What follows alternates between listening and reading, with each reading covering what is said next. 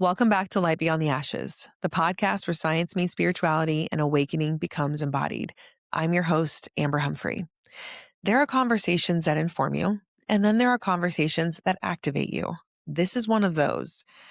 Today on Light Beyond the Ashes, I'm sitting down with one of my spiritual besties, Brittany Renee, embodiment coach, spiritual teacher, and founder of Club Aether, whose work has helped thousands of people break free from burnout and step into who they are actually meant to be. In this episode, we go beyond surface level healing and into the real work, embodying the divine feminine, finding your people as you rise, and learning how to use contrast, pain, and even darkness as fuel for your evolution. And then we share something deeply personal, a supernatural experience in Utah where I found myself face to face with a level of darkness I had never encountered before. And in that moment, Brittany stepped fully into her power. While I surrendered, she worked, clearing what didn't belong to me, holding the line and guiding me through the fear. It wasn't just an experience, it was a turning point. This conversation will challenge what you believe. It will expand what you are open to. And if you're ready, it will activate something inside of you that's been waiting. Because awakening isn't always gentle. Sometimes it asks you to face everything so you can finally become who you are. If you've been searching for your people, you just found them. Subscribe, share, and walk this path with us.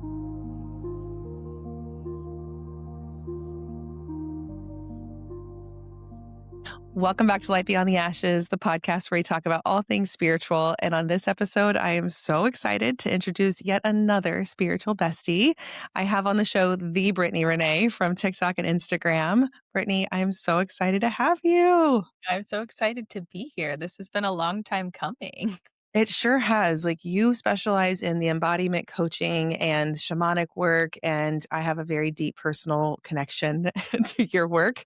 And I'm a huge believer, and I tell every person I know about you because of how powerful you are and the stories that we can tell from when we first met back in Utah. But tell the world a little bit about who you are and how we get to this moment. Like, were you always in the energy space, or were you living a regular life like the rest of us? I like to call that the muggle life. Yep. So, my mother, and this is anyone who does know me, you probably heard this little blip of story so many times. So, my mom is Native American. She is half Assiniboine and Sioux. And then my grandfathers have been the chief of our tribe, the Assiniboine tribe out in Fort Peck for a very long time. Now my uncle is kind of chiefing and heading all of the things. So the spiritual aspect of things has always been in my life. When I remember coming home from school, getting off the bus and coming in, my mom was blasting Prince music and saging the house and vacuuming like all at the same time. So, clearing energies and just kind of calling to our ancestors has always been in the realm.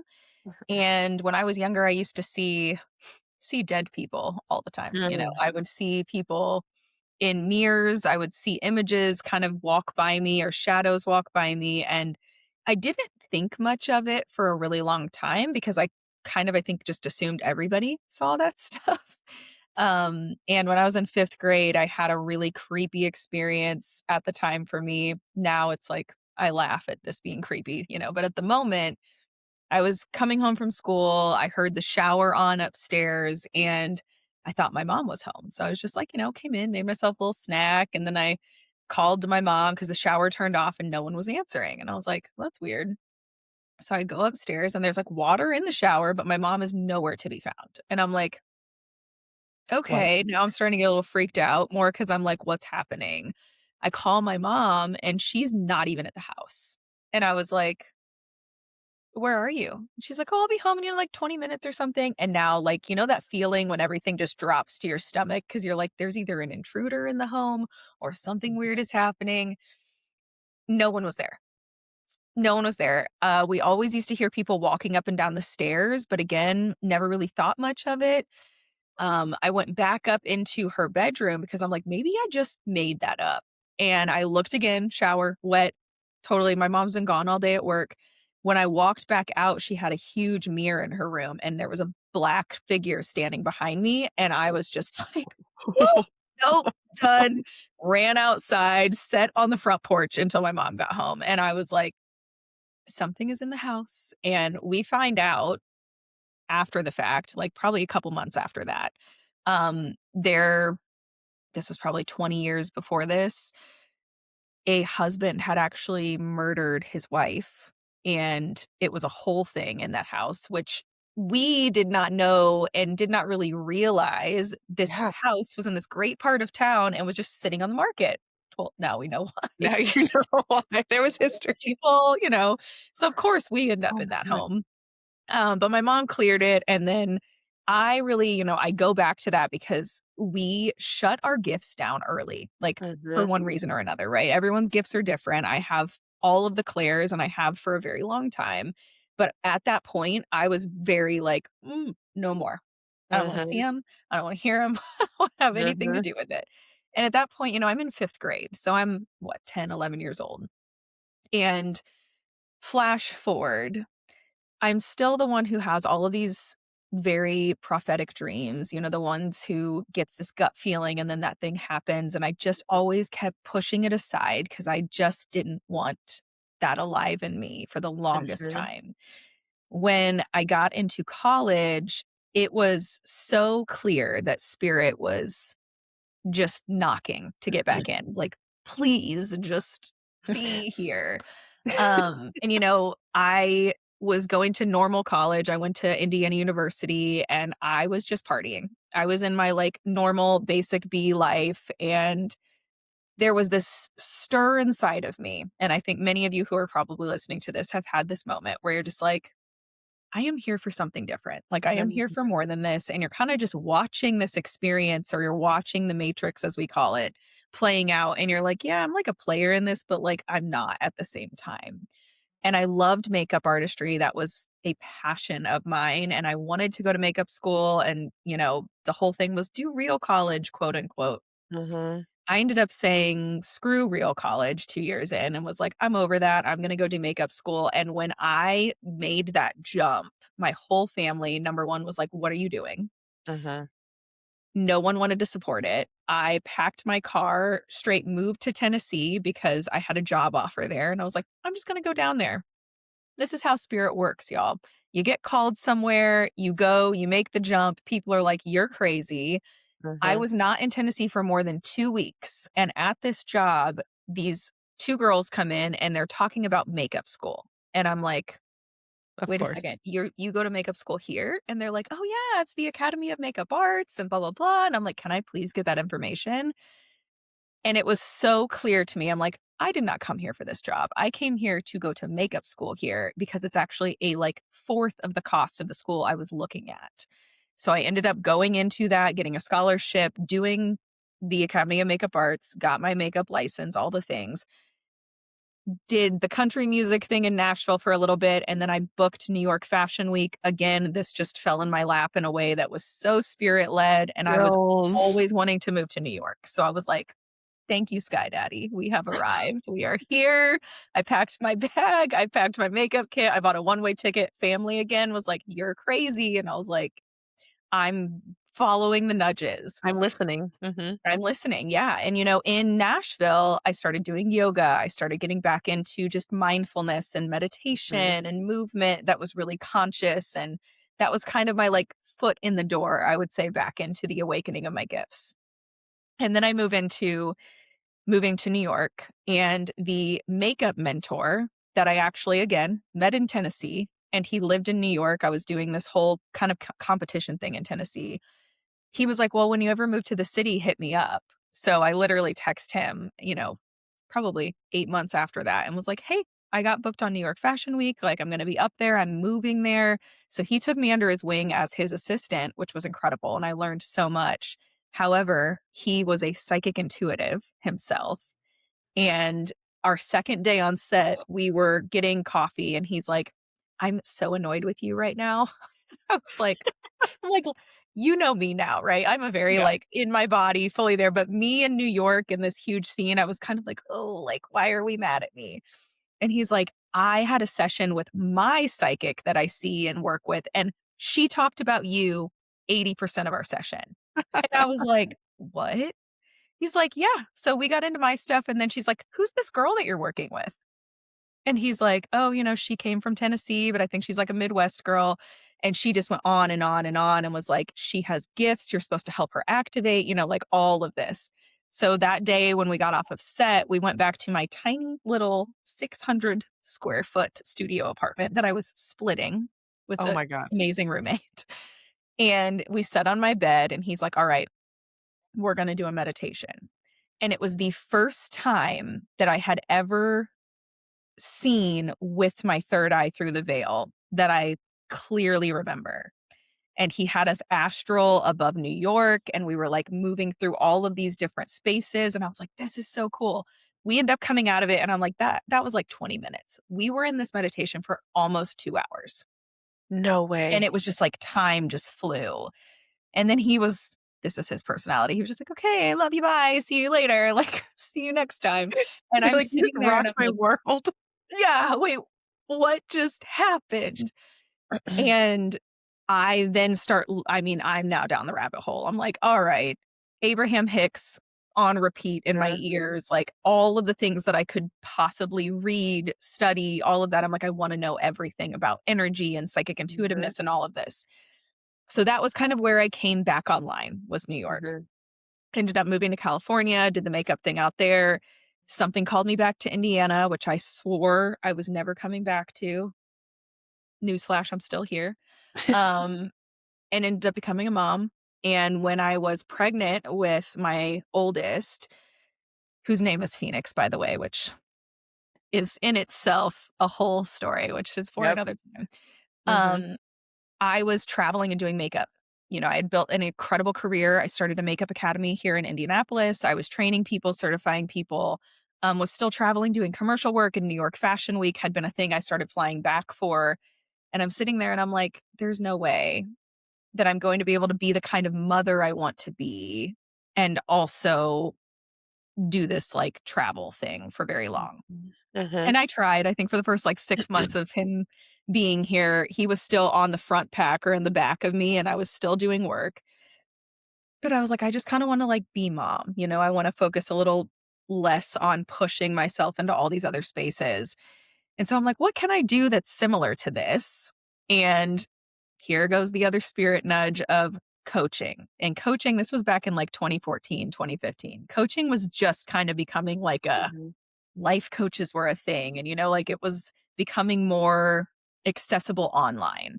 And so I looked into life coaching certification, got certified, and stumbled down to intuitive life coaching. And I was like, ooh, what's this? Like, this is my vibe. Find these two mentors that I ended up not only working for and then working with, but then became very close to them. And they helped boom so many things for me Uh-huh. in my gifts. So I went straight from kind of the makeup world into motherhood and rolled into spiritual gifts. I got Akashic record reading with the Soul Realignment company. And there were just so many different things that came into the sphere all at once. Yeah. And, it's crazy to think, that was 2015 and we're 2026 now. I'm like, this is wild. And it seems like it's been a long time, but it doesn't. Um, but yes, so to long answer your question, the spirituality has always been there, just not to the degree that we are now. And my mom will sit with me now and she'll constantly just be like, I'm so proud of you. Like you've exceeded my abilities and my gifts, tenfold. So she's just my biggest cheerleader when it comes to this stuff. Cause she's like, I have gifts and she does. She is wild in what she knows. But I've definitely taken it and continue to take it to like, how much further can we go? How much deeper can we go? How many more people can we activate and wake up? And how many more people can I hold in that space? Oh, 100%. And I think, like, by the way, like getting chills, one side of my body when you're talking about New York, other left, just now talking about your mom, left side of my body, just lighting up, my crown lighting up. I'm like, oh my God, this is just what it is like when you listen to those nudges, those callings. And this is what I'm teaching with, somatic engineering with Tony Spaza, the TikTok Yep. history teacher, and what we're doing here even at my company Open Doors, I'm teaching people how to listen with their heart, how to make people feel safe, how to be embodied, how to like actually be out of your head and into your heart. And every single time that you made a decision, you made it with your heart.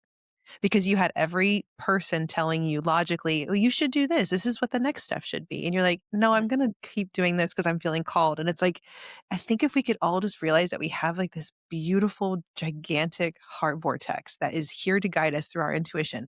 And like, it's our guiding compass. And it's just like this gold path that if you Yeah. follow it, you get to your higher self faster. You can certainly always get there. Like in the end, like you'll end up in the same spot, maybe, but it might be 15 more years versus 5 years or 5 months. Yep. And who will you meet along the way if you just listen? Right. Like you, for example, I was following you on TikTok and on Instagram before I ever met you. And I know that like you have really big energy and we talked about this before is that people can be intimidated by your presence because you just know who you are so much. And when I met you, I did not know who I was. And, I was guided by Ashley, your spiritual bestie, to start talking online. I was like, fine, she's crying in a bathtub. I can cry in the grass. Exactly. And so I started crying and like just being open with who I was a few years back. I think it was like 2023, I think is when I finally started talking. And then I saw your videos and you were doing all this like embodiment and movement and dance. And I was like, oh, I'm a dancer. I want to dance. I want to move my body. So then like I would dance in my room and I would start moving. And when I was having sad days, I was like, screw this. I'm going to put music on and just move the energy. Yeah. And then I randomly get the opportunity to go to my first spiritual bestie weekend with you in Utah. And I just thought you were really great. I thought you were really like energetic. And I thought that you were like intuitively psychic and you had messages. I was like, this is so cool. Like I was a newbie. I did not know anything about anything. I didn't know how to protect myself. I had had a spiritual attack earlier on in that. And I had kind of alluded to it when I first met you. And I was like not aware of how far this was going to go, but you you are such a pillar, like I say, in my storytelling of what happened to my awakening. And I think without you, I don't get here Yeah. because you unlocked a piece of me that kept following me and it kept scaring me. And I think we don't understand contrast. I don't think we understand what I can refer to as darkness, dark energy sometimes. And so I want your perspective, Brittany, on what it was like when we first met and like, what happened, what unfolded in Utah, because it's the true story. And there was 7 other people in the room who witnessed it. But that was the first time I realized how powerful of a shaman you were and how Mm. powerful of a healer you were because you intuitively sensed it the night before. And then it unfolded 24 hours later. I You're have not a even 24 hours. crazy spidey sense. Even yeah, my And then you boyfriend knew what will to do. at nighttime, I'll be like, "Are you tired?" And now he's like clocked. He's like, "Well, I'm not right now, but in about 30 minutes I probably will be because you have a weird sense to know when that happens." Yep. So, I'm excited that we are talking about this because I have shared not the full story at all, but I've shared what happened in Utah in multitudes of different rooms at this point. And you and I have yet to actually sit and just move through this together. And it's been Mhm. when Almost was 3 years. May of 20 oh, no, 2 years. May of 2024. April or May of 2024. crazy. So yeah, it's been a long time. So it's about time. Mhm. Okay, so that weekend.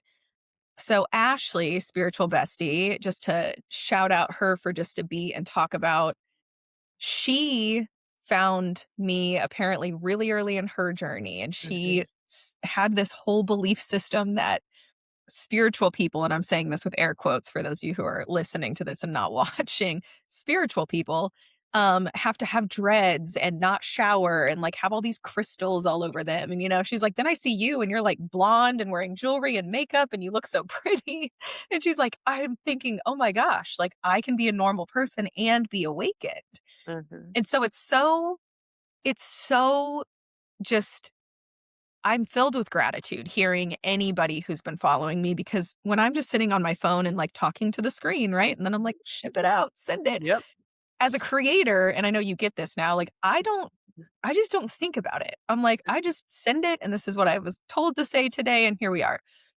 But to hear on the other end kind of what is received is really incredible to hear the activation that happens. Mhm. But Ashley ended up coming to my event that I did in New York City and she was totally spirit led to get there as well. And so then she's like, I want to do retreats. I want to do this.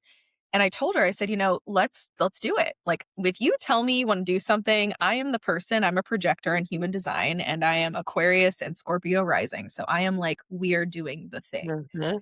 And she did it, and it was a whole process. And I told her, I said, I will be there as a support. However, I am not leading this, right? Like, this is very much you are the person. People are coming to see you. You have this incredible following. So flash forward to getting to Utah. And it was one of my probably favorite to date things was to be able to kind of shadow with her and just, she came to my retreat before that and kind of shadowed what I did and how I moved and all of that. And then to be on the flip side and watch her do her magic was beautiful. And I had no idea who I was meeting. Like, I didn't know any of these people. And like, apparently all these people knew me, which that was that's always weird for It's me. I'm always like, weird. it's Yeah. always weird. However, when you came up to me, I just remember the moment that you like came up to me in the kitchen and you were like, I've been following you. And it was this warmth when I met you. And I know you're like, I didn't really know, who I was or any of that. But I'm like, I could feel your energy though, like from the moment that I met you. And when we sat down for dinner that night and you started sharing about this energy that's been coming through you, I automatically, all I could think was, well, that's going to come up really soon because that stuff does not stay down when I am around. So Mhm. one of my gifts is to pull the light further through your light body and Mhm. to help you really embody who you are as a soul. Mhm. And that partners with, if you are housing any attachments or densities or shadows that cannot be there, they will come up. And oftentimes that's a trigger. People get triggered by me often. Oftentimes that's actual energies coming through their body. Mhm. So when you're sharing this story, I'm just sitting there eating and I'm like, yeah, okay, well, we're going to see because this is going to come up in the next 72 hours at some point. Mhm. And the next day, I had a light language activation. We started doing journaling, meditation. And as I'm playing that, everyone kind of started to get in their flow. That weekend was so magical in the way that everyone was so surrendered to the process. It was just effortlessly. And we were all brand new. Like you were the Yes. most seasoned person. Like Ashley's still a newly awakened person. I was newly awakened. Kristen was newly awakened. Laker, everybody, right? Like Randy, all of them. Alex, every single person that was there. We have Jesse was waking up. Everybody who was in that space Yeah. was like, "Hey, I'm new here," and you're like, "I'm not. I'll be here to ground it in." So just, I think it's really important, is because we were all just like, "This is so much fun. Light, love, and light. Let's go heal." Nobody was ready for what journaling turned into. Correct. So I want to just be clear that this started with journaling. This was a journal prompt. And then I was like, okay, we're going to play some activation music. So for those of you who I don't know if you've had light language on the podcast yet. Tina's done a little bit of light Oh, language last week. love it. Okay. So light language is a frequency that moves through your vessel and it's like a tuning fork that's channeled basically.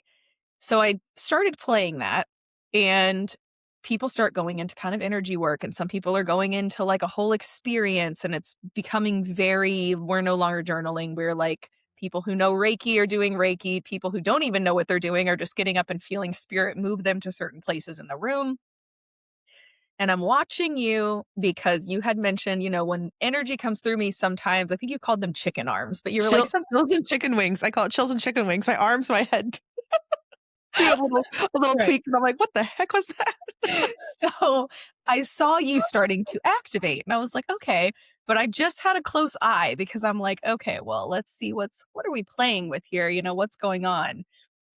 And as soon as I started seeing you activating, I went and grabbed the sage because I'm like, we Mhm. need to make sure that we are protecting the space. And y'all, when I tell you, I wish we could have recorded this. The sage lit like Dante's Inferno. Like it was big. It was huge. Yeah. And I grabbed a glass because I start to see Amber as the sage is starting to sage. Amber starts really moving. And I'm like, ooh, this isn't all her moving either. Yeah. And I put the sage down, still on fire, in this cup and just put my hands on you because I'm like, okay, well, whatever this is going to get contained. We're going to move it. Oh, I can feel the energy like back in that space in my Mhm. body. Mhm. And Amber's body was literally like a movie, flew forward. And the thing is, with darker energies and attachments and densities, they live primarily in the heart space in a lot of people's bodies, and they'll live around your mind, around your crown. So they don't want you to touch the heart space. They don't want you to get anywhere kind of near the crown or near the heart. And so this energy literally looked like it folded you like a rag doll, like down. And I And when I almost hit tried to my bring you head. up, I almost hit my yep, head on that marble table, like, oh my god. there was so, there were so many things that The how couch split connecting open, the couch shot. you, yes, you at one point flung back, and this is one of those couches that you kind of click in together and it just separated and one part flew into the kitchen. And God love Laker. I will never forget her face when the couch flew because her eyes just got so big and she's like, "What do I do?" And I'm like, "Just make Uh, sure she doesn't like hit anything. Like just be on defense."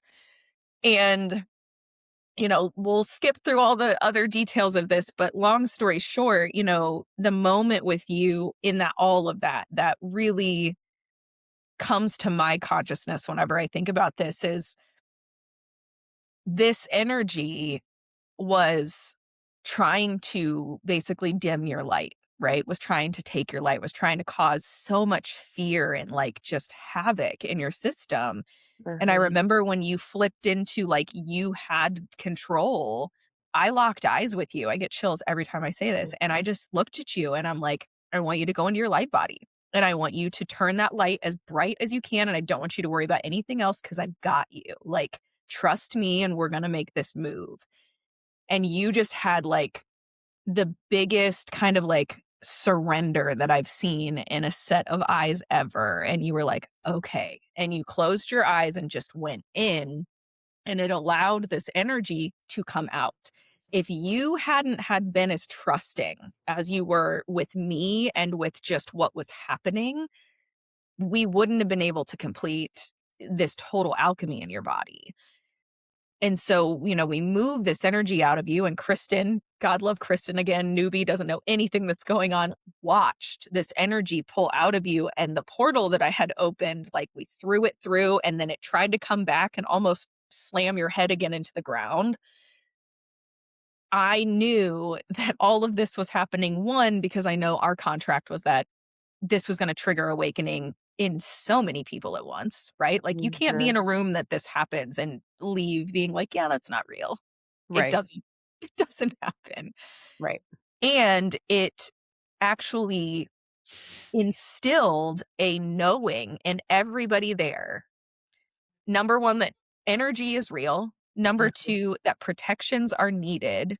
And mhm, number 3, that we do this together, right? And mhm. these are like the pillars of what I teach in this embodiment era. But you, when you came out of that, I remember sitting there and I was hugging you, and I think we were just holding each other for a minute because it was just a like, wow, the sage cup at this point is just ashes. It's burned completely. The glass Mhm. is black. And everyone was silent. It was one of those just moments that was like you could hear a pin drop because everyone was just trying to understand what was happening. Because as that was happening, we also had, I think it was Tony in another whole side over here doing her own work. And so the room, every one of you that came there was supposed to be there, right? And this is one of those stories that like you just can't make it up. You can't No. make up how every single person got there, how every single person knew exactly, newbie or not, y'all's souls remembered, I'm here, right? And everyone locked in and snapped in, and there was journaling to meditation to birthing and exorcism and all the things. And then, coming back into this softening. And then we all got up and danced out in the yard, right? And had so much fun. Yeah. And the rest of it is like, it's, it was a very magical weekend. And I'm forever in awe of that moment with you because I've worked with people who have had, attachments and things that they're unwilling to let go of. And it's such a deep, I have deep reverence for you and knowing even though you were quote newbie, right? you trusted, like you trust fault. You were like, okay, here we are. We're Yeah. gonna do it. And you let something that could be so scary effortlessly just go. That is not a new soul. That is some ancient magical being work right there. And I think, you know, I'd love to hear your kind of side on some of this because I know for me, I can have all of these thoughts around this, but you being in this space and this human experience this time where this was new, I'm sitting there thinking, I hope she remembers how magical she is, how needed she is, and how important her mission is, because we would not have done this little rodeo had your mission not been so needed, so necessary, and so big. You went through a huge testament in that moment. Um, Thank you for saying that. I mean, a little emotional, just kind of reliving it because it's just still such a scary thing to publicly talk about. And I know like right now it's just me and you, but Yeah. Monday, girl, I want you to come out on Monday. Like it's gonna be shared. And I know I've talked about it on Kristen's episode and I've talked about it before, but I've never talked to you openly about this. Yeah. And first I want to say thank you because you got out something that was so dark and scary. Like when Kristen, you and everyone saw it, I don't know, I didn't see it. My eyes are closed. It was like an 8 to 10 foot black apparition in the corner and it had like long arm, tried to grab me, pick me up again. I slammed my head back down again. Like there was physical movement that was really happening. And I Yeah. had some of these happen in my house privately with just my husband. We had no sage. We had no Palo Santo. I didn't know what the hell was going on. My children had seen things. It's scary to admit these things because of the things that you and I are going through, just like in court systems and Yep. whatnot, and people being hateful and wanting to hurt you. But I know I'm safe and nothing can hurt me and I'm protected. So I let that fear go. But to speak honestly, like I didn't know it was coming. I was just doing some energy work on Tony, our friend, who was going through some things, and I felt it latch on to me, and I felt it like it was like hers and mine. It is like merging of this darkness. It was so big Mhm. and then it was moving me violently, and then I fell on the floor, and I have met you literally in person, probably that was, like, midday Saturday, and so we met, like, evening Friday. So it wasn't even full 24 hours that I had known you. So the level of trust does not make any sense whatsoever as 2 TikTokers, like, just like, "Hey, girl, hey, I follow you. You're so Let's cute." meditate. And then all of a sudden, like, "Hey, you wanna have an exorcism at 5? Like, what's your plan?" You in? You down? Like, get in. We're driving off. We're gonna go and we're doing this. We're going to the fifth dimension, We're babe. Let's going to the have fifth it. dimension. Let's roll. And so, like, it doesn't make any sense other than like soul contracts, divinity guiding us to each other right when we need each other. Because I was going against some really dark energies privately and in the 3D of real physical humans trying to hurt me, and then also spiritually trying to hold me back from becoming who I'm supposed to be. Um, And in that moment, when I'm on the floor on my back, you're straddled over me. You're looking dead in my eyes. And you're like, find the pillar of light. I'm like, bitch, what does that mean? Like, with all due respect, what is that? Where do I access it? Is there a manual? How do I learn quickly, quickly where this pillar of light is? Like, I didn't know anything, and I just believed you. And I remember closing my eyes and I like you said, almost like folded in on myself and I saw a pinhole of light. It was the smallest thing of light, and I found it and I said, she said, "Hold on to it." So I held it, and I remember my body being kind of taken over and lifting up and lifting down, and you're over me. And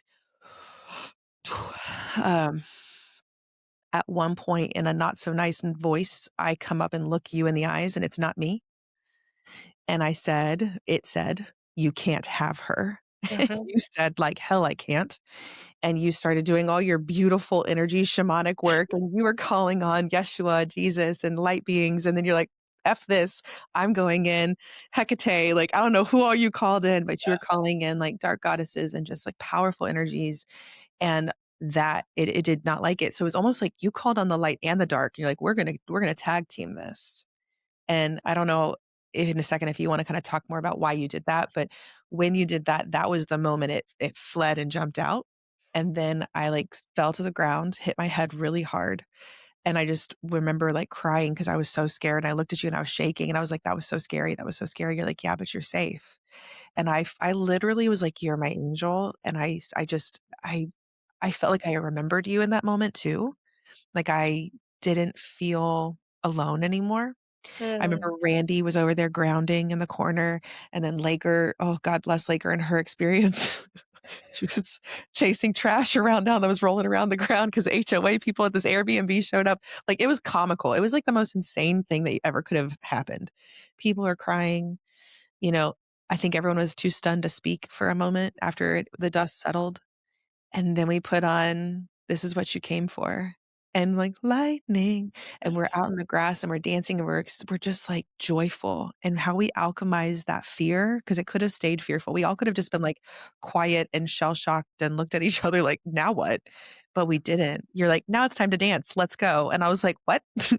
And it felt like the most natural thing to ever do was to dance and to sing and to just be like, this is why we're here. Oh my God, you're a powerful badass. So am I. This is what we're all here to do. And that was my lived experience, was just, I felt free. I felt free, and I felt free of this like heaviness in my chest that I didn't even know lived there.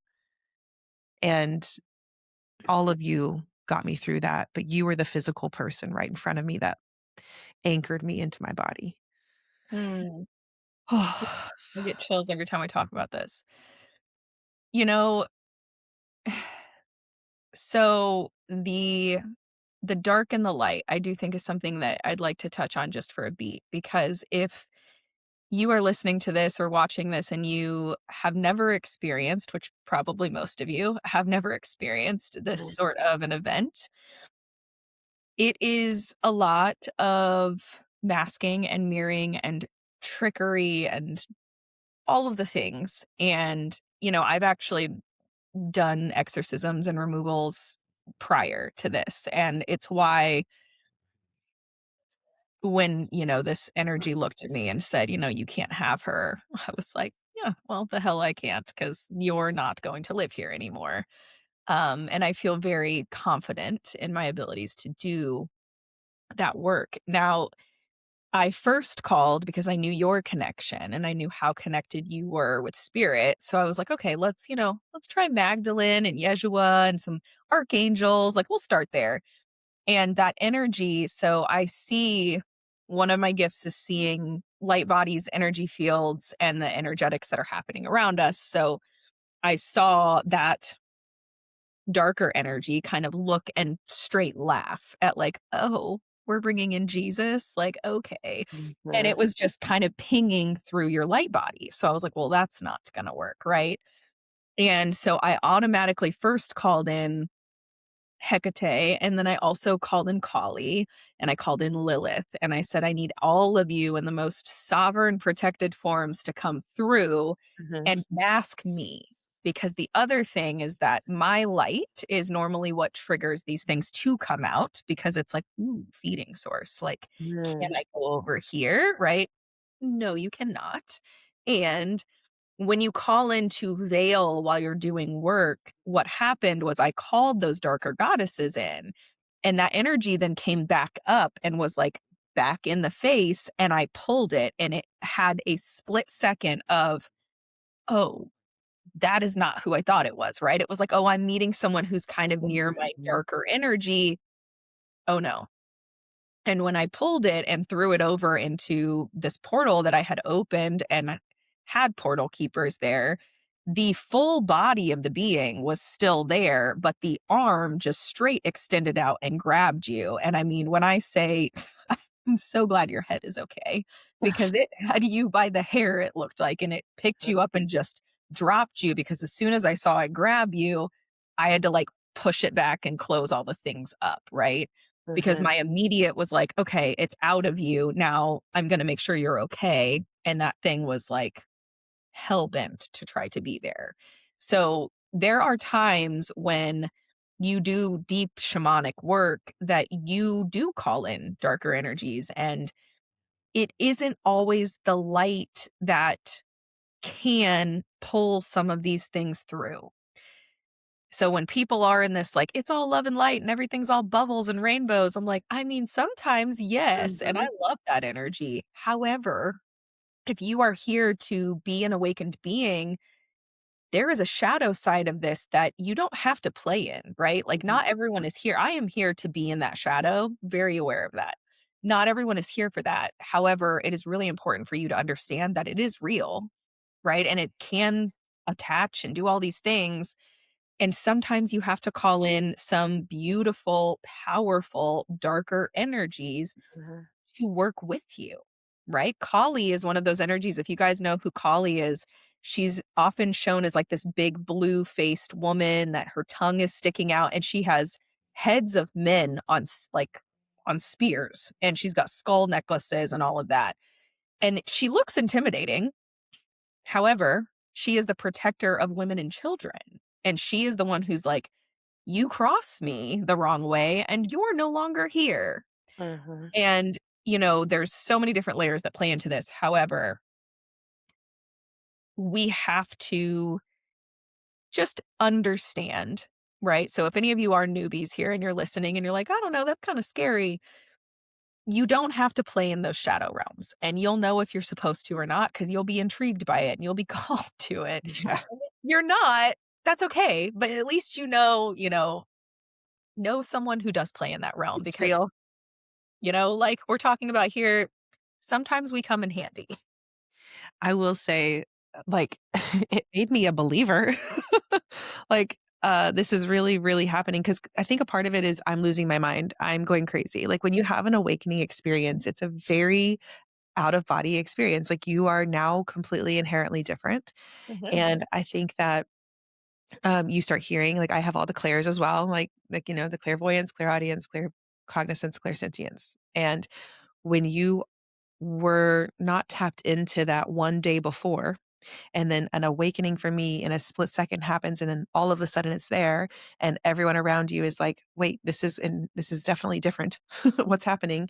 You kinda question your sanity, and I think a lot of people get in trouble when they don't get grounded in it, when they Mhm. spend too much time. Spiritual psychosis is a real thing.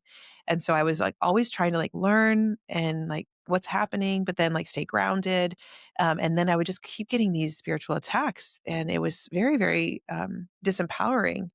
And I think for a long time, I didn't understand that the low vibrational state for which I existed within, of grief, sadness, shame, Mhm. guilt, allowed these energies to attach to me more easily, like sticky, glue to my body and my soul, versus now I'm in such an enlightened space. I have such self-love for myself. I love everyone. I forgive everybody. I know who I am. I know why I'm here.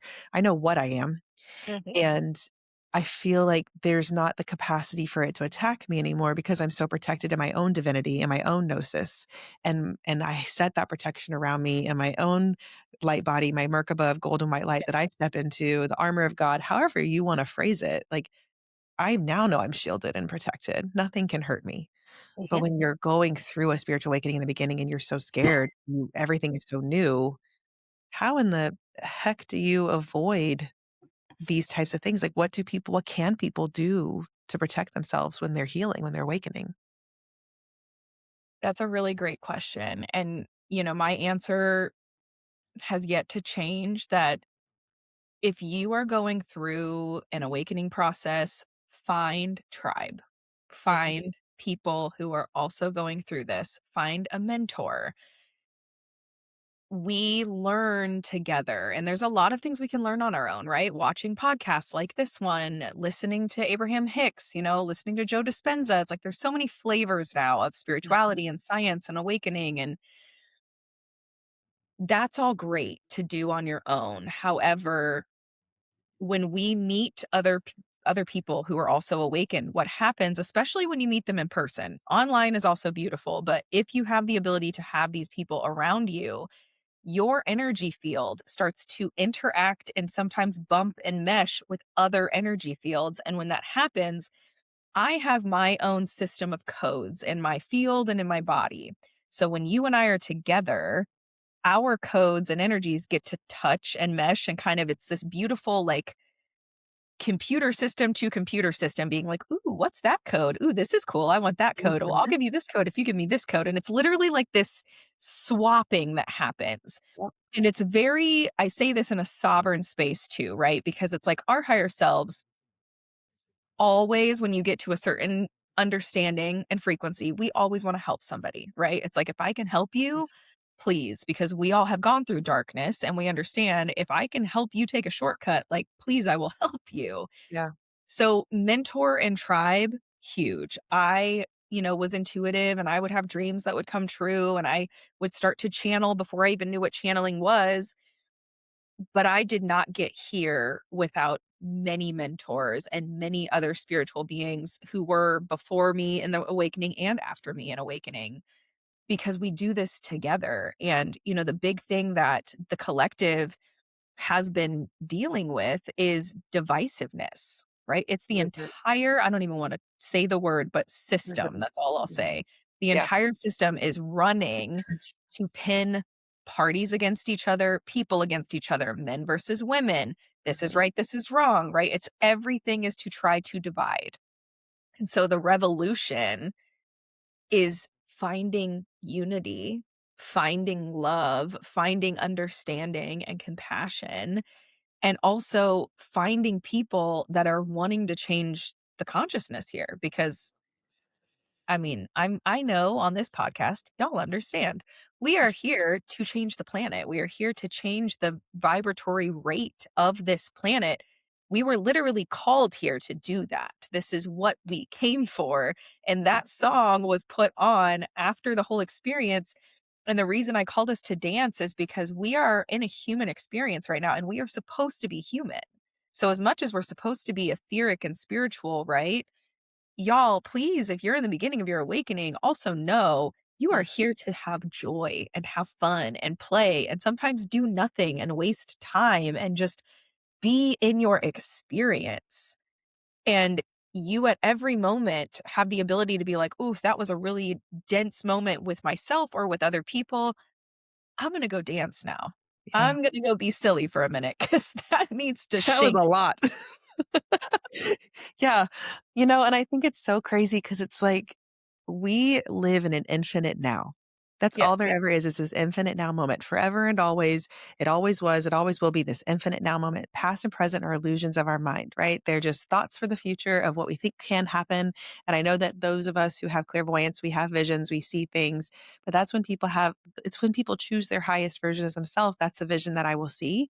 And then it Mhm. doesn't happen. And I'm like, wait, no, I saw it happening this way. And I'm like, no, we all have free choice. We have free will. And then the past is these memories that we have that are now programmed into our brain. And then we ruminate and we live there. And then we're like, we want to change things and live in regret and shame versus just being like, I release that. I can't change what happened then. I'm going to do better in this moment moving forward because all there is this infinite now moment. And I keep getting this portal of, like I told you this week, I had this wheel of fortune where I'm standing in this Oh my God. how right? How I'm standing in this wheel of fortune and how all of us have the capacity to reach our wheel of fortune moment of like your dreams will come true once you remember that time is an illusion. We step in and out of it however we want to, we can perceive it. Everything is happening everywhere all at once. There's this infinite loop of connection between the heart and the mind. And it's like the heart is supposed to decide, but the mind has been programmed to you're the one who thinks things through, and that's what chooses. I'm like, if you just lead with your heart like Brittany did and go to makeup college and then end up at New York Fashion Week and now you're a shaman healing people and an embodiment coach, like we can Exactly. all just learn to listen with our heart and let our brain be the sensory processor and the thing that takes in all the information versus I have to make all of this has to logically make sense and I have to see it to believe it. My biggest example of this is you do not see the Wi-Fi connection. You just believe it works because your phone connects to the internet. When you walk into a room, you cannot see energy, but you can certainly feel it. And you can tell if it's good juju or not great juju. And it's like, just listen with your body. We have extrasensory perceptors. We have a bioelectric field. We are this. We are technology. Humans are technology, but Mhm. it's not technology in how we've perceived it before. It's more beautiful than that. It's the interconnectedness between all things, between the trees and the birds and the bees and every human in between. Like we are here to love one another. We are the embodiment of love. This is Mhm. creation is love, but creation created duality because it's forever and infinitely curious. And how boring would it be if it was always peaceful? Like, I get the vision. I don't know if you've ever seen, and it's been so long since I've actually watched it, but I got the download of Pleasantville. I have to go watch this movie. But how Pleasantville is like black and white, and then someone breaks a rule and it turns into color. And they're like, wait, what is that? That's interesting. And so then they start, like, more people, the color starts spreading. And I feel like that's kind of what the awakening is once you get a taste of it, you're like, oh, I like this color over here. Like, I think I'm going to lean more into this beautiful sovereignty of letting go of fear, letting go of self limiting beliefs, letting go of lack mindset, all of these programs. And like you said earlier, like, you and me are merging our codes together. And I want to dive a little bit into code and grid work and stuff. But that's how I perceive it too, is like I'm clicking a program as my consciousness and my attention. Where your attention goes, your energy flows. Imagine you're at a computer and you have the cursor and you get to click which program you load. I'm loading the program of self-limiting beliefs. I'm never going to be enough. I am who they say I am. Or you load the program, I'm actually really great and I'm really gifted and talented. And I think I want to go change the world by using my voice and spreading messages of hope and love. That's the program I load today. But you activated that in me. And all of these other besties activated that program within me because I didn't know it existed before you. It was off. That was a dormant program. I never gave my attention to it. Mhm. Does that resonate for you at all? Oh, completely. I love this. I love talking about code. It's the bravest thing, in my opinion, to choose a different program.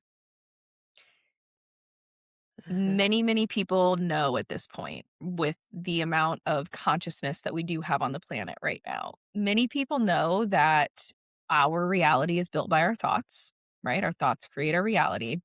And at the same time, many people still choose the comfortable program that they've been running because it's comfortable. It's what I know. It's what's been running. It's true, again, air quotes, right? It's true. Well, it's only true because you're giving your attention to it. And when you give your attention to it, then it manifests. And then as it manifests, it continues. And how here we are, we're on the loop again. We're on the same loop. To actually retract the cord that is plugged in and running that old code and say, I want something different. Uh-huh. It's going to challenge your ego. It's going to challenge your shadow. It's going to challenge your reality. And it's going to challenge also who you, quote, think you are. So it is an act of courage and bravery to actually go through the gauntlet, as I would say, of your life. I, you know, I grew up in a very interesting childhood, and this is going to link to the code piece. So, quick story time. My father was in and out of prison my whole life. And I was just speaking about this the other day on a different podcast. I said, there's a moment that I went back to when I did inner child work, because those of you who are in awakening, you do inner child work. You'll hit that point at some point. And a lot of people try to veer away from inner child work for a long time because it's emotional and it hits parts of you and brings up memories that aren't always exciting.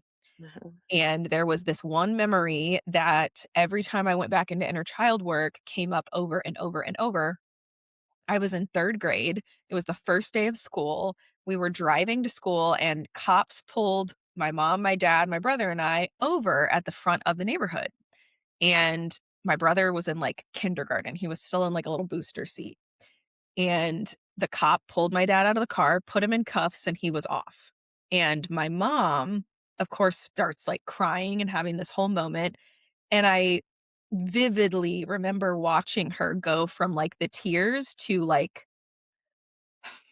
okay, it's the first day of school. Like everything's okay. Like we're going to be fine, and like everyone just, Wow. nothing happened. Everything's okay.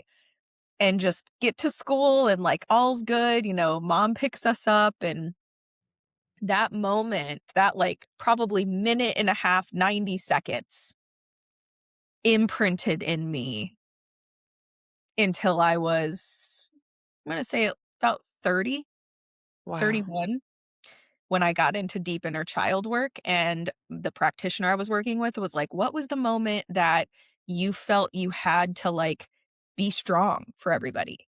Uh-huh. that. Like I chills. watched my mom flip the be strong. Then I looked at my brother and I remember thinking, I'm big sister. So, like, I have to be strong too. Like, if that's what we do, right? Like, I'm watching what you do. And I carried that with me for a very long time. And it did not serve me more times than it probably served me. And, my relationship with my dad and my mom, like, I have incredible relationships with my parents, and I've done a lot of work around that. But I had a lot of fear and I still have attachment pieces. I have avoidant pieces that like come up and I see them and I speak to them. But my old program and old code was when something bad or hard happens, you just stand up taller. You can figure it Mhm. out later, but keep going. And there are moments that that does serve you, right? Like when there's like a deep, crazy thing that you're in a survival state, I understand why like just Mhm. getting it together works. Yeah. However, that also becomes a loop of a program that I was in that I didn't want to be in, right? Like I was not processing things for a long time because that's just not, quote, what you do. Mhm. And I had to learn how to slow down and be like, hey, hold on. Like, this is not okay. This isn't safe. My body is feeling very like compressed and I had to become aware. So my old code system was not plugged into emotions very deeply. Mhm. So I held a lot. I held weight. My face would break out. I was having all sorts of sensitivities to food. There was all sorts of physical things that were happening. The more I went into change my code, starting back at inner child me, and if you're sitting on the other side thinking like, "How do I even do that?" Right? Like, you guys might have a memory. How do I even do that? Mhm. Again, find a mentor practitioner Yeah. who can do this with you, right? Or just meditate and drop back into like, where did I first not feel safe? Where Mhm. did I first feel like I had to take on the world by myself? Where did, someone that I loved deeply go against me or not show up for me, right? These are all deep wounds. And in that, I basically went back to that memory over and over, and I was the adult me, and I came and I opened the car door and I made little me get out of the car, and I sat and I don't know how many hours I probably cried with that version of me, just over and over and over. And one day I came back and that version of me had my little bow on and my little outfit, and she was just like bebopping, like doing her thing in the back, like totally the density was gone. And then I was emotional because I was like, I unlocked something that is no longer in my system. This work is layered. So understand that when you go in to do code work and you're reprogramming yourself, if you don't allow yourself to go through the emotions, and I am speaking to the women and the men, if you do not go to your emotional code, you can't break through it. You cannot mind gymnastics your way through a new program. And the societal, influence that we have right now is that, don't be too emotional. Men aren't emotional. The thing is that the matrix that has been created wants you to be disconnected. It wants you to not be aware of your emotion. It wants you to not be aware of what's happening in your body because that is what they've taught is safe. Mhm. But you are now more programmable than those beings who are willing to get vulnerable and go into their emotional body and be aware of it. And you're actually not safe. And your actually body feels inherently unsafe because Correct. you've never actually regulated the nervous system through all of the traumas and the pains that you've endured from infancy to present day because you learned early on that it wasn't safe to do so from your Right. environment, from the people around you, usually your caregivers early on. And then you learn modeled behavior of this is what we do. We stuff it down. We don't show it. We keep going. And then we don't have time to ever process it. And then Yeah. you end up having this huge disconnection from your body and you live in your mind. And this is where mental health lives, right? Yep. This is where we're all struggling to just survive and get up every single day. Everyone's in hypervigilance, fight, flight, freeze, or fawn. And And all of these nervous people are system. hurting. Yeah. Just breathe, go within your body, and know that you're safe as you heal. Know that it is actually Like you said, the bravest thing to ever do is to go within. It is the scariest thing because I don't know what I'm gonna find. What am Yep. I gonna find on the other side of this when I start? Like, what if I never stop crying? What if when I do this, I can't stop crying because that pain hurts so bad? You will, and you Yes. must. You must go within. Like, that's what I tell everybody, and I think that's such an incredible advice because we just think that we can push through. And I Mhm. think that's why you have, like, midlife crises in, like, the 30s and 40s and 50s is because your body, your nervous system is finally like, "Nope, this is not working for me anymore." You get to, like, this threshold, this breaking point where you can't keep faking it anymore that you're okay because 'cause you're actually not. It lives in the body. The body kept the score the whole damn time. And it's practitioners like you and me and so many of our soul tribe, whether it's Mhm. through Reiki or light language or emotion code like Laura does, or just Mhm. being the friend who holds space for you, who knows what it's like to hurt. Mhm. Like, you have to find tribe because you feel so alone and you don't feel safe to embrace your shadow, but you are safe and you're actually never alone.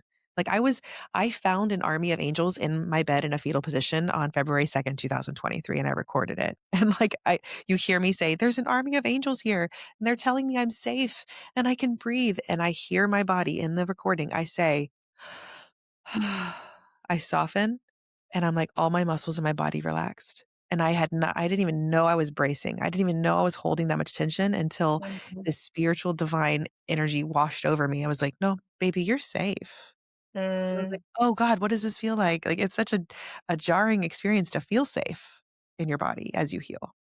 It is, and then it's, even edgier to allow yourself to find safety with others Mhm, because there's, these caps that happen, I think, with, "Well, I can do this by myself," right? "Well, I'm good. I'm safe by myself." No, you're still in defense mechanism. Like, we're still running a program here that's, "I've got it. I've got me." And again, if that's really where you're happy, okay, but I'm gonna lean into it's probably not if we were to get down to brass tacks here. Because mhm, as humans and as souls, we are built for community. We are mhm, built for tribe. And those sayings don't just come from nowhere. And the piece of, even I have rubbed edges of I love to teach receivership, right? Divine feminine is my lane, it is my niche, it is my flow, embodiment. The divine feminine, though, and the receivership, I can activate that and teach that probably in my sleep now. And I still find edges for me in my own receivership because I was at a event, this was probably 2 years ago. So wild, time is so wild. 2 years ago, I was at an event, and it was the first time I had ever done any plant medicine. It was a client of mine, we rebranded his whole business, and he invited me out to his big launch party, and I got to speak at it and all of this, and I got to experience, Wachuma and Blue Lotus that weekend. And the night that we sit with Blue Lotus was very magical. That medicine was, like, incredible. Very deep Egyptian royalty codes, and I was mhm, like, "Oh, this is, like, so incredible." The next day was Wachuma, which is a very, it's the grandfather, it's cactus. It's a very inner medicine, and I don't think there's a proper way to explain what this medicine does. You just kind of have to experience it if you ever feel called. However, at the end of the Wachuma ceremony, I had been holding so much all weekend, mhm, and my client at the time was like, "I think anyone who hasn't been held or received this weekend needs to come and actually, like, receive." And it was me and one other person who had just been giving all weekend. And I was like, "Okay." So, I, like, sit in this little circle, and he's like, "No, like, I mean, like, lay down. Like, we're all gonna surround you and do work on you." And there was, like, 15 or 18 people at this thing, and I automatically was dosed my own medicine because I, in that moment, was like, "Oh, no, I'm good. I'm gonna be the healer. I am not gonna be the one laying down here." And as soon as my mind went there and I saw that program come up of, like, no, you're just the healer. You're not going to be doing that. I'm like, absolutely not. And so I got uncomfortable, rubbed this edge, and I laid down. And the amount of tears that came out of me that I didn't even know were in there of, wow, I needed this. Like I Right. had hands on me and Reiki and people were doing light language over me. And one of the girls came up and literally just like held me from behind like this little baby. And everyone started singing together. And I just was in this moment of gratitude. Like I'm so grateful that I have gone to the depths of myself to even acknowledge when this program came up and tried to be like, nope, you don't need to receive. How dare I even say that to myself? And to lay down and receive so much authentic, heart-filled love from this group of strangers that I, again, same as you, had just met like 24 hours prior. And all of a sudden, I'm like, I see your soul. I see you. And there was so much gratitude. And this work never stops. I say this to say this work never stops. You are always going to find a new edge, a new ceiling, and your gifts will activate and your matrix will shift as much as you are willing to be uncomfortable and to get in the shadow and to get in the parts that your ego might try to safe protect you from, but you're not really protecting or just in defense, right? As you said, like there's a lot of hurt people. Mhm. Um, and it's a journey that I hope as many beings as possible get to at least dip their toes into, feeling this like expansion of your heart that I don't think you feel otherwise. I don't know where else you feel that.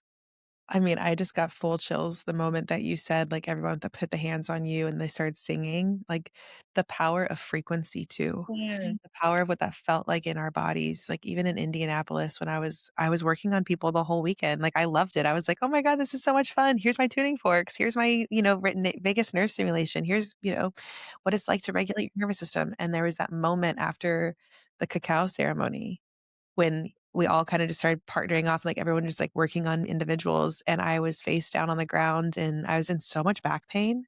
Like, minutes before we were dancing once again because Brittany puts on music, we're like, "Alright, let's get it, girls." And so, we're dancing, and I remember, like, being really bendy and stretching, and people are looking at me, they're like, "How are you so flexible?" I was like, "I don't know." And then I went into this, I have severe back pain, and I was like, "Wait," I was just, like, in flow, and then all of a sudden, I felt my back stiffen up, and it was just so tight, not from anything else, just I hold a lot of burdens in my body. And you all sat with me and Tina got really close to my back and she's doing light language over me. And I don't know if you remember, she was like, started crying hard. And she was like, yeah. "Oh, baby, no one's ever had your back. You don't feel like anyone's ever had your back." And like you see me in the video, like I think some people were filming and my body's just like shaking because I'm crying so hard into the ground. I'm sobbing and everyone is doing work. And it's just like to be able to receive, because I feel like I give so much as a healer, as an Yeah. occupational therapist, as a Reiki practitioner, as a mother, a wife, an awakened person, a podcast host, TikTok creator. You're giving so much of yourself and you're always sharing advice and wisdom. And you're like, who's giving back to you? Am I opening myself up to receive? And in these moments when healers allow themselves to be healed by others, when they feel safe to do so, because we also know the power of energies and we're nervous about who gets in our energy field. When we do that, I think it's really profound, deep work because that's the moment that you feel the safest. You feel the absolute safest because, oh my God, I just let you into my bubble. Yeah. I let you in my bubble and now you're gonna feel me. Now you're gonna really see me. Now you're gonna hear what's going on inside of me. And then you allow it to be released. And I think it's really profound work that we do. And as women, not that men don't receive, but women are so used to giving. And I have the caregiver healing program here. And right now I'm working with only moms. And when we do the receivership work, and I would do, there's something called the bonding reflex through reflex integration. And we say, I'm open to receive, I receive. I am open to receive, I receive. And we say this 3 times. People usually cry, their Mhm. voices hesitate because they're like, no, no, no, I don't receive. That's selfish. Right? I don't take care of Mm, myself. That's selfish. But it's like, as you heal, you have to turn that focus inward, you know? And I just think you provide such a safe space for women and men to find their voice, to find their power, to find their purpose, because you help to clear out this density. You help to clear out the fog of all these programs and beliefs that we've held for so long. And you remind us of who we really are. And like I'm so deeply grateful for the fact that you listened to your call and have found yourself here in this moment because you are a powerhouse, Brittany. You are such a powerhouse. You. I received that, and I love you too. Speaking of indie, though, that just reminded me as well of me in receivership again. So we were from Utah to everyone came to surprise me in Indy, and it was a whole thing, and it was incredible. Um, we were sitting, all weekend doing energy work, but after everyone had left, and it was just you, Loma, Kristen, and myself. And I was like, "You know what? Like, I want tuning forks. Like, I want Amber to work on me, right?" And so I asked you, and you had already, like, packed everything, and I was like, "Oh, don't worry about it if it's like," and you're like, "No, no, it's fine. I got you." And I sat there and you I don't even remember what was happening, but you were somewhere on my crown and on my neck, and something just clicked. And I have been having these experiences really over the last like year and a half, 2 years, where I will go into these channels that I mean are all consuming. Like my body will be shaking, I will be moving all sorts of things. And we were in a really protected container because I had set container even that day that we hadn't closed. So as soon as that activation happened that you triggered, Yeah. there was nowhere for me to go but surrender into like you guys because I'm like, I don't know what's happening, but we're going. I don't remember where we started in that adventure, but I know we ended up going to some part of me that was under a pyramid or in the It ocean was near Egypt, for sure, pyramids. Egypt, yeah. I think it was also some Atlantean pullbacks as well, but there was a lot of Egypt. It was just I was channeling and we recorded it, right? And I was like, "Holy crap, what came out of me?" And I was feeling these different activations in you and you just whoa, it all just came out. I was watching the video back. So, Loma recorded, it was like an hour and a half that we were sitting there moving through this energy. And Loma recorded it. And I went back to try to watch some of it. And Loma goes, "Did you notice that when you started talking about the part of you from a past life that was underwater, you literally look wet? Like your hair looks like you had just gotten out of the water. You are like starting to like sweat." And I was like, "Oh my gosh, I'm watching through this." And I'm like, my hair was like this, like it was Mhm, curled and done. And it does. It looks like I'm moving through this emotion and this energy. And you see my physical being start to shift. mhm. And I'm so grateful for that, and I don't even think I've got to fully thank you because when I came out of that, I was like, like, I need to That was ooh, I need wild. that was wild, and it was incredible at the same time, but I'm so grateful for you holding that space because, I have tuning forks and I can do all of this, but one of the other magic pieces that happens when we get to do this together, right? When we choose to do this together, is we get to go so much deeper when we have another magical being sitting there being like, "Yeah, let me like use my magic with you so I can help hold you to reach parts of yourself that I would not have gone and got fractals of myself down there had I not been like, Amber, can you just put some tuning forks on on my head, please?" It's so weird though, like, tuning forks are the things that people love the most, like, my autistic patients love them. I've seen kids get verbalization out of it, so it's like this whole physiological thing happens in the healing space, and then I'm seeing it with you guys, and I put them on you, and it literally is, like, unlocking something, and, you can say, "Oh, it's your chakra system," and I'm like, "It feels deeper than that." It feels deep. What happened in that video with you was like I and the ancient wisdom and, like, I think, like, being a channeler is just the coolest thing ever too because I never know what's gonna come out. It's not my information, it's your information, it's your lineage, it's your guidance, and so being able to record it for you to be able to listen back for yourself is such a beautiful gift too, but I felt so honored. I told Cole when I got home, I was like, "Brittany trusted me enough to get in her energy, to help heal with her," right? Because when we first met you, I was like this novice and like, we talked about at the beginning of the episode what it was like and how I didn't know anything about anything. And here I am being able to work with someone who I really admire as a healer in this space. And the whole weekend, I felt like me and you were building my confidence in what I was doing. Like we would just like lock eyes and we'd be working on someone and I was like building the energy and like blowing it in. It was like the weirdest, most beautiful, like, what am I doing? I have no idea. However, if I felt it and people were feeling the Reiki, people were feeling this push and protection of energy.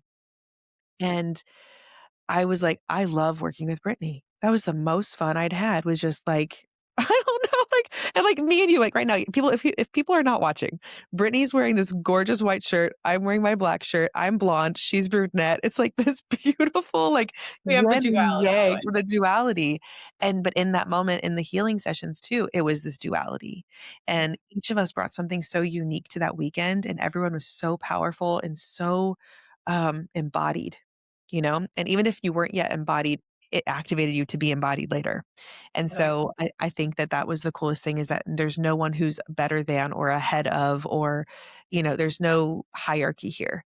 This is simply energy and love and safety and holding space and believing each other when we speak. And the way that it healed my soul. It reconnected me to this tribe of women who I met, more women who I didn't know that weekend, Mhm. right?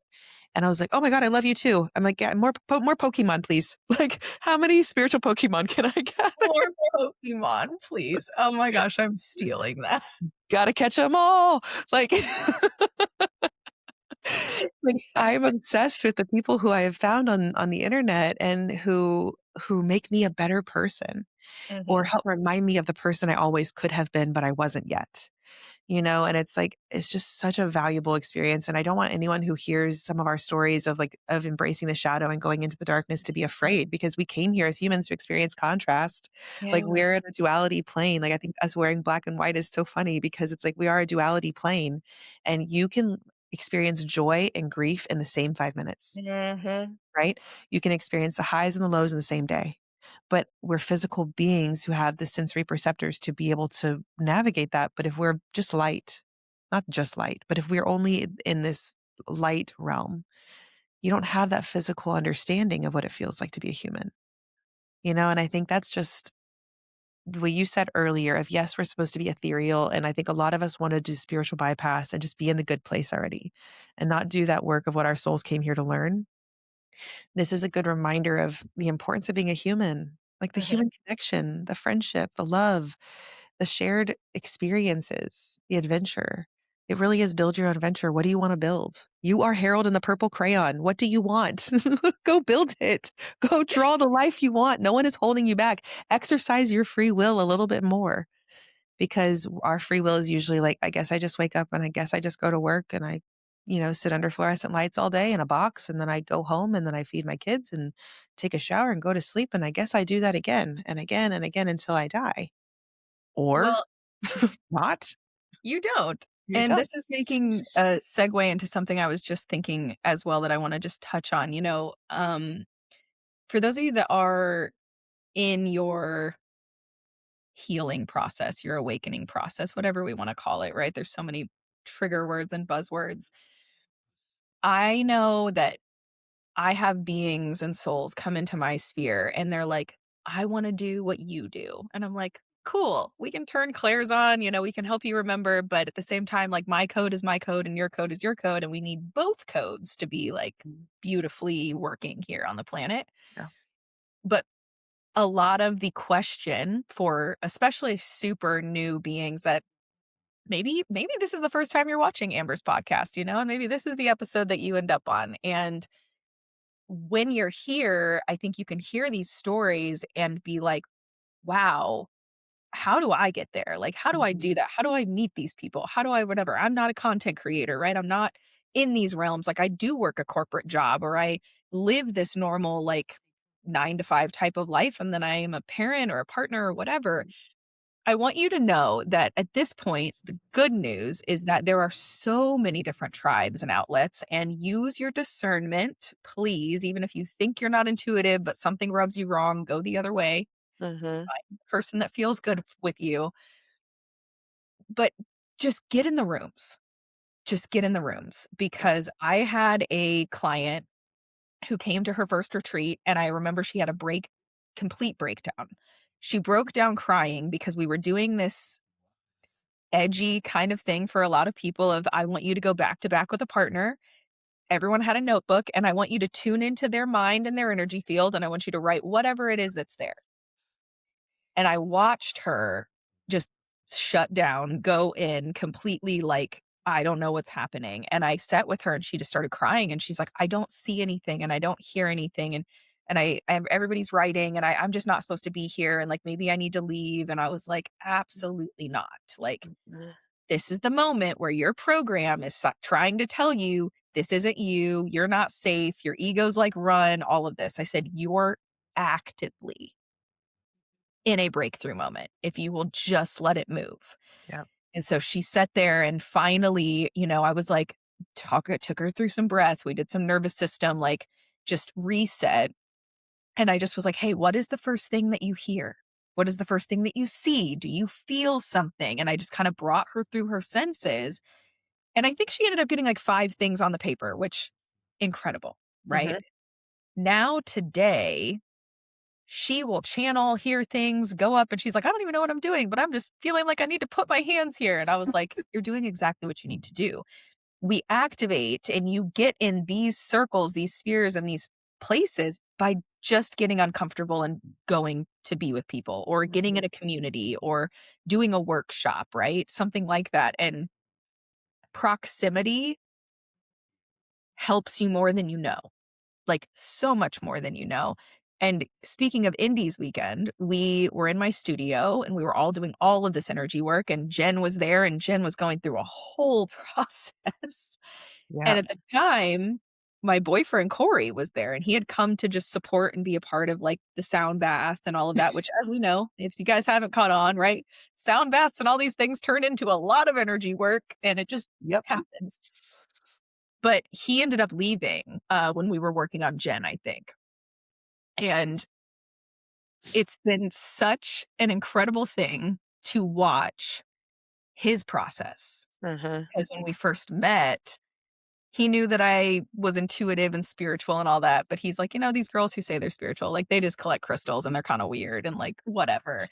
And, It's true. now it's like we are almost 2 years into, knowing each other. And he now, from being in the proximity of curiosity, and he was already into like some conspiracy theory and all of that. So like he was Mhm. open, okay?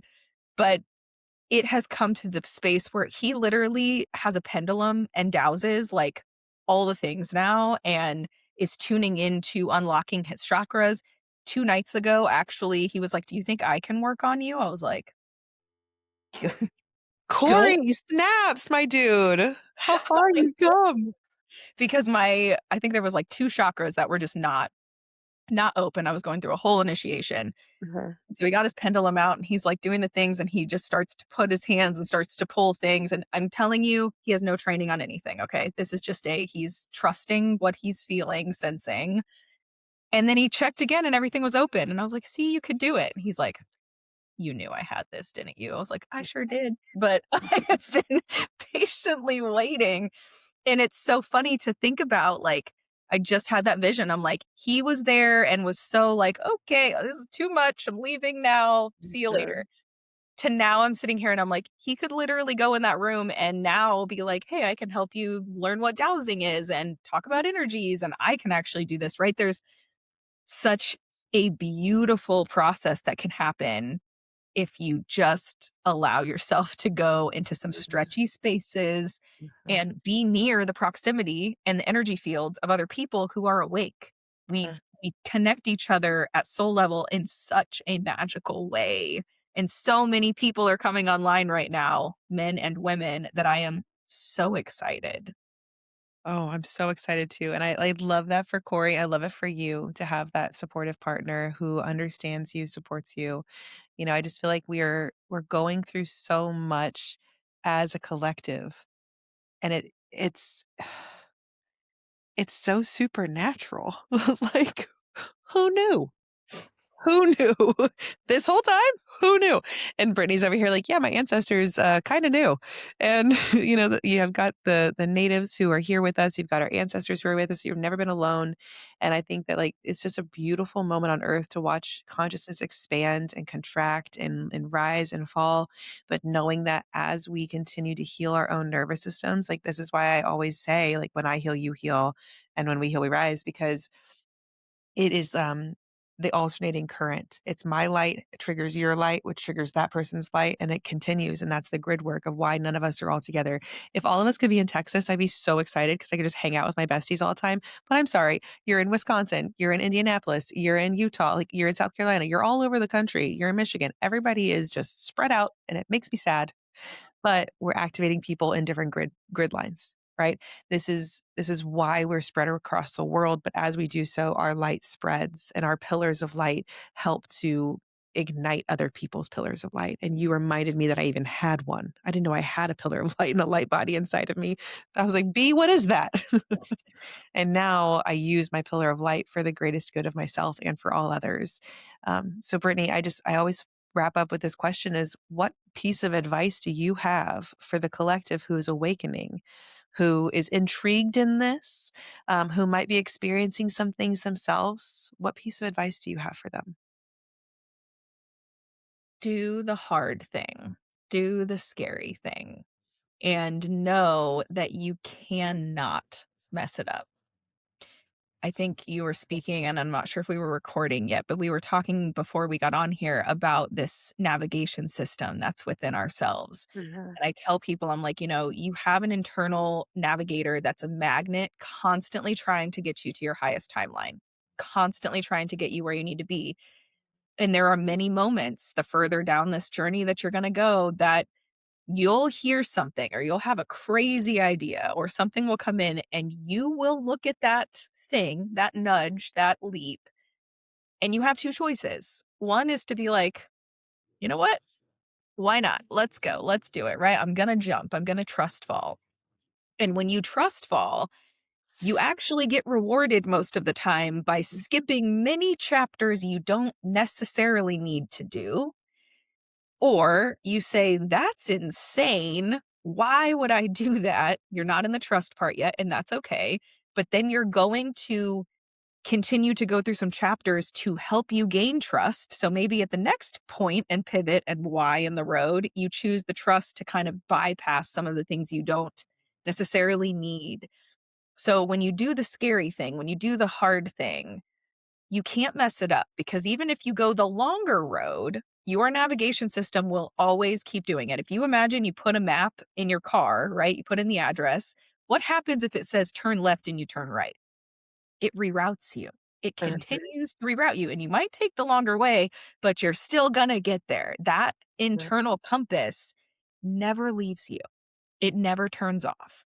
So if you can just find the bravery to do the hard thing, to do the scary thing, you will approach parts of decisions, opportunities, initiations that will guide you into a more embodied experience. And find your tribe, find your people. We've said it 50 times on this episode, but find your people. I have an incredible community. I know you are building so many communities. We have retreats. There's so many opportunities for you to either dip your toes in or say, 150% I'm in. I don't even know what this is, but it sounds cool and I want to do it. That part that gets excited within you, that is your light body. That is the part of you saying like, "Yes, go, do the Mhm. thing, meet the people." And your life changes, and it's in the coolest ways. Oh, I love that so much. And it's so, so, so true. Like, trust fall was the word that started my entire awakening. Like January of 23, I wrote my trust fall poem. And that was like, I'm doing this. And the final like sentence was, I put my arms out and I looked at the universe and I said, trust fall. And I fell into the universe's arms and I knew that I'd be taken care of. And it was just this freeing moment of like, I guess we're doing it. I guess we're going to go all in and see what happens. And I Mhm. think that's just such a beautiful way to end this episode. And, I think that more people should work with you. I'm going to send at the moment right now, Brittany, where can people find you? Like, you're such an inspirational coach and guide. Like, where can people find you if they want to learn more or follow you and your content? Thank you, babe. So there's a couple different ways, depends on where you're at in the internet. So TikTok, as you all know, we're all the TikTok people. So I actually have 2 accounts going on TikTok right now. So my original OG account is still that babe B. My new one that I've been kind of running in is the Brittany Renee, which is also my Instagram tag. It's just THEE Brittany Renee. And then thebritneyrenee.com is also where you can find me. I'm also on Lemon 8. I've got a YouTube channel where my old podcast still has things and I'll sprinkle some stuff in there. And I have a community, which is incredible. It's called the Ether. We've got almost 180 people in there now, which is my goal is 200 in the next couple months. So we're getting there. And my community is a monthly subscription. We meet twice a month. We do embodiment work. I do hot seat coaching. It's kind of like we're doing here on the podcast, virtually we meet. And then every year we do an ether retreat, which is coming up April 17th through the 19th here in Indy. And we still have some spaces for that. And I've got an embodiment era quick hit 1 month kind of intensive that's starting in April as well.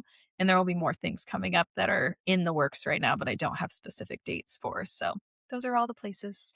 Oh my gosh, I'm so excited. I'm so happy for you for Club Ether. Like the Ether group is growing and it's just the coolest thing ever to see you expand and become the woman who I've always like seen you be. Like you're glowing. You're just I find that you're feeling the softness more now. Yeah. Um, do you feel that in yourself too? Yeah. Big shout out to my man because he definitely, I am a lover, whether it's friends, or just life. Like I am such a lover at heart. And for me being, the single mom of both the boys for a while and going in and out of density and all of that, coming into a space that I do feel really embodied right now in a way that just I haven't ever felt in this experience. And it's, my work feels really grounded. It feels rooted in such authenticity while also so much expansion on the horizon, which is really exciting. And I know that Mhm. that's also because you're doing the work you're doing and we're all feeding so much light into the collective that it's allowing these opportunities to guide and serve and receive to be so much bigger. So, all of that feels so good. And the integration of, my partnership and motherhood and kids and families and all of that, it's just feeling grounded right now. So I am, yes, feeling very good, feeling very grounded, very grateful. And I'm so glad we got to do this today. Oh, I'm so glad too, and I'm so happy for you're happy. I always wanna tell you that because it's just we've gone through a lot of darkness, and to get here to this moment, like, you deserve this light. I love you so much, and so, everybody, thank you for listening and making it this far. I know, like, sometimes these episodes are a little long, but we have so much to talk about, and I think that they hit who they need to hit, and they resonate with who they need to resonate with. Share this with anybody that you know needs to hear these kinds of messages because we're not in this alone, we're in it together, and as a reminder, I always sign off with, "When I heal, you heal, and when you heal, I heal, and when we all heal, we rise and we build the new earth together. We've got this. You're not alone. Keep going."